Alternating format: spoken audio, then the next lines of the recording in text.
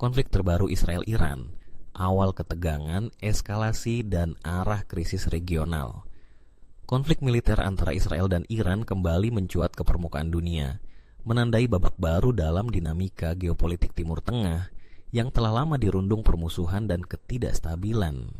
Ketegangan terbaru ini, yang dimulai pada hari Jumat 12 Juni, telah berkembang menjadi salah satu konfrontasi paling brutal dalam dekade terakhir, mengundang perhatian dunia internasional dan menyeret Amerika Serikat ke ambang keputusan strategis yang menentukan.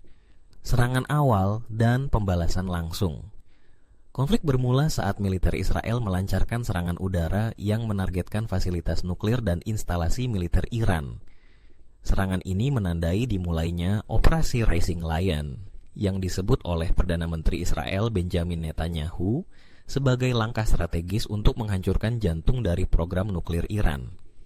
Israel mengklaim bahwa fasilitas nuklir Iran, khususnya di Natanz yang terletak sekitar 225 km di selatan Tehran, telah mengalami kerusakan signifikan akibat serangan tersebut. Langkah agresif Israel ini langsung memicu kemarahan keras dari Iran. Pemimpin tertinggi Iran, Ayatollah Ali Khamenei, menyatakan bahwa Israel harus bersiap menghadapi hukuman berat. Sementara Menteri Luar Negeri Iran menyebut serangan tersebut sebagai deklarasi perang yang terbuka. Tak lama berselang, Iran meluncurkan serangan balasan dalam bentuk rudal balistik ke berbagai target di wilayah Israel. Operasi pembalasan ini diberi nama True Promise 3, yang menargetkan puluhan pusat militer dan pangkalan udara di seluruh Israel. Pasukan Pertahanan Israel, IDF, mengonfirmasi bahwa lebih dari 100 rudal telah ditembakkan, namun sebagian besar berhasil dicegat oleh sistem pertahanan udara Iron Dome. Korban jiwa dan dampak kemanusiaan. Dampak dari konfrontasi ini sangat mematikan. Kementerian Kesehatan Iran melaporkan bahwa lebih dari 224 orang telah tewas sejak hari Jumat akibat serangan Israel, termasuk sejumlah warga sipil dan anak-anak. Sementara itu, Israel menyatakan 24 warga negaranya telah menjadi korban jiwa akibat serangan balasan Iran.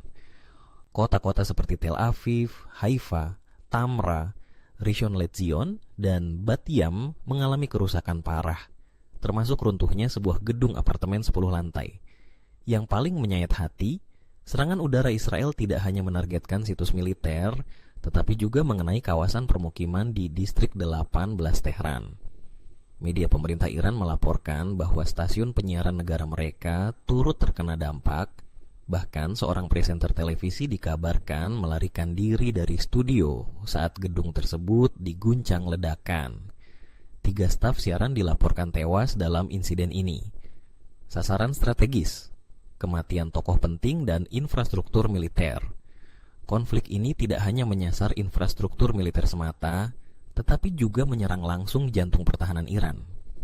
Di antara korban yang tewas akibat serangan Israel adalah beberapa tokoh penting militer, termasuk Hossein Salami, Komandan Korps Garda Revolusi Islam Iran, IRGC, serta ilmuwan nuklir terkemuka Fereydun Abbasi, yang merupakan mantan kepala organisasi energi atom Iran. Kematian tokoh-tokoh ini dipandang sebagai pukulan strategis terhadap stabilitas militer dan pengembangan teknologi nuklir Iran.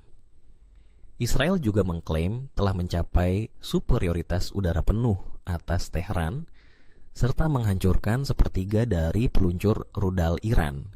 Hal ini mengindikasikan bahwa kampanye militer Israel berjalan dengan agresivitas tinggi dan target yang jelas. Keterlibatan Amerika Serikat, Trump di persimpangan. Dalam perkembangan yang lebih luas, perhatian kini tertuju kepada Presiden Amerika Serikat Donald Trump yang dikabarkan sedang mempertimbangkan untuk bergabung dalam serangan terhadap fasilitas nuklir Iran.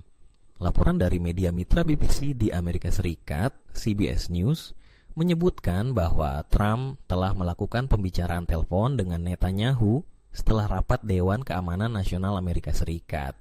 Trump sebelumnya menyerukan agar Iran menyerah tanpa syarat dan menyebut bahwa Amerika Serikat mengetahui lokasi Ayatollah Khamenei, meskipun ia menegaskan bahwa untuk saat ini tidak akan melakukan serangan terhadap pemimpin spiritual Iran tersebut.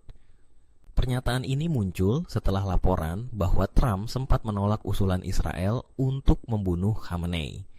Khamenei dalam pernyataan tegasnya memperingatkan Amerika Serikat bahwa intervensi militer akan menimbulkan kerugian yang tidak dapat diperbaiki.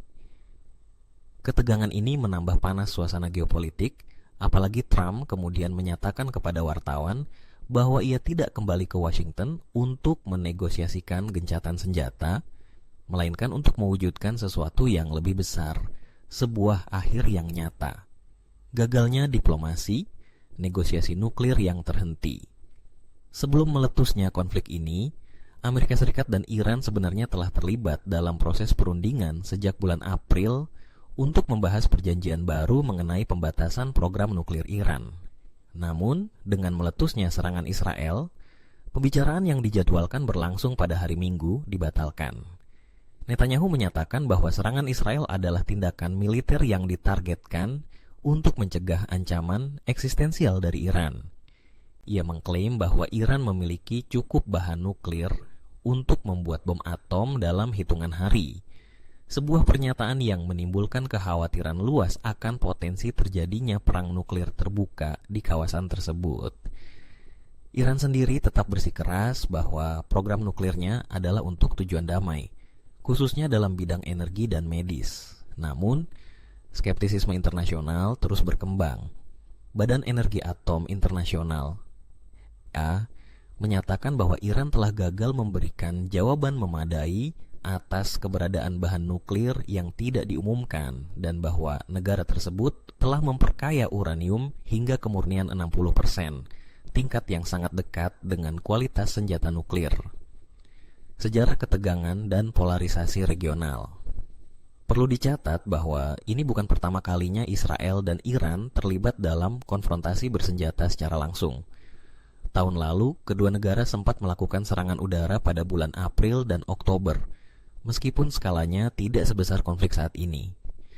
Permusuhan antara Israel dan Iran memiliki akar sejarah yang panjang dan penuh intrik politik. Iran, sejak revolusi Islam tahun 1979, telah menjadikan Israel sebagai musuh utama, sedangkan Israel selalu memandang program nuklir Iran sebagai ancaman eksistensial. Di tengah panasnya konflik, banyak negara menyerukan deeskalasi. Namun, situasi semakin rumit dengan ketidaksepakatan internal di Amerika Serikat mengenai strategi terhadap Iran. Sejumlah penasihat dekat Trump mendukung keterlibatan militer terbuka, sementara lainnya memperingatkan bahwa intervensi dapat menyeret Amerika Serikat ke dalam perang yang lebih luas dan berkepanjangan. Potensi eskalasi, bayang-bayang perang regional. Situasi yang terjadi saat ini tidak hanya berisiko mengancam stabilitas dua negara, tetapi juga memiliki potensi untuk menyeret kawasan Timur Tengah ke dalam perang skala penuh. Jika Amerika Serikat memutuskan untuk ikut serta dalam serangan militer terhadap Iran, maka tidak menutup kemungkinan Iran akan membalas dengan menyerang kepentingan Amerika Serikat di kawasan, termasuk pangkalan militer di Teluk, Irak, dan Suriah. Lebih jauh, keterlibatan kelompok-kelompok proksi seperti Hizbullah di Lebanon dan milisi Syiah di Irak juga bisa memperluas cakupan konflik. Ketidakpastian ini menempatkan negara-negara seperti Arab Saudi, Uni Emirat Arab, dan bahkan Turki dalam posisi waspada tinggi. Jalan menuju perdamaian atau kehancuran. Konflik Israel-Iran yang terjadi saat ini merupakan puncak dari dekade-dekade panjang persaingan ideologi, militer, dan geopolitik. Eskalasi terbaru ini yang dimulai dari serangan terhadap fasilitas nuklir dan dibalas dengan serangkaian rudal mematikan telah menelan ratusan korban jiwa dan membawa kawasan ke titik nadir stabilitas. Keputusan-keputusan yang akan diambil dalam beberapa hari ke depan, baik oleh Tel Aviv, Tehran, maupun Washington, akan menentukan apakah dunia menyaksikan penyelesaian diplomatik atau terjerumus ke dalam perang besar yang mungkin akan berdampak hingga lintas benua. Dalam situasi yang mengancam ini, penting bagi masyarakat internasional untuk menekan semua pihak agar menahan diri, membuka kembali jalur diplomasi, dan menghindari keputusan yang dapat membakar dunia dalam konflik bersenjata yang tak terkendali.